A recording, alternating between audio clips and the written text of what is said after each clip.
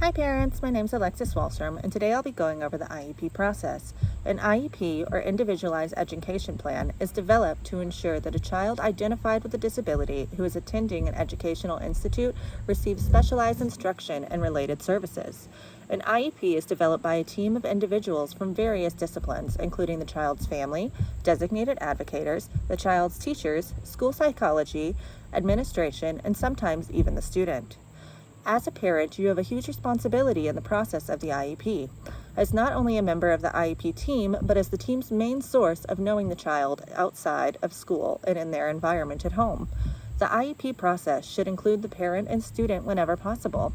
The parent is involved heavily in decision making, as well as giving information about things they see outside of school, be that behaviors, therapies, additional support, medical needs, and more.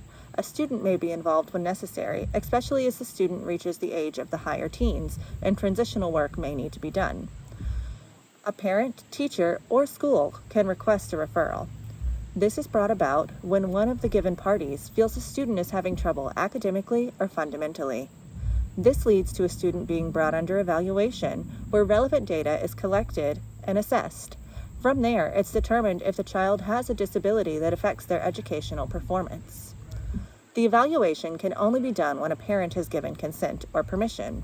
The evaluation process must be completed within 60 days of receiving consent from the parent or within the given state guidelines.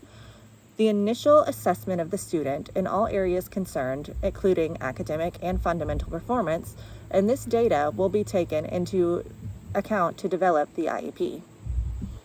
The student's evaluation results are reviewed, and questions can be asked to see if the student is eligible, such as, does the student have a disability? Does this disability affect the student's academic or fundamental performance that requires services? If these questions are answered yes, then the student would qualify for services under an IEP.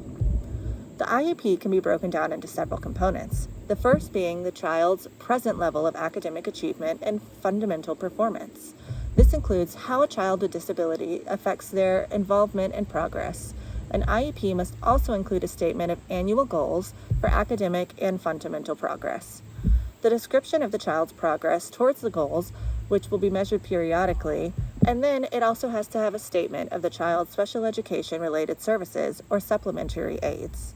A statement of program modification should also be included for support for the school personnel, and it should be provided to enable the child towards meeting their goals.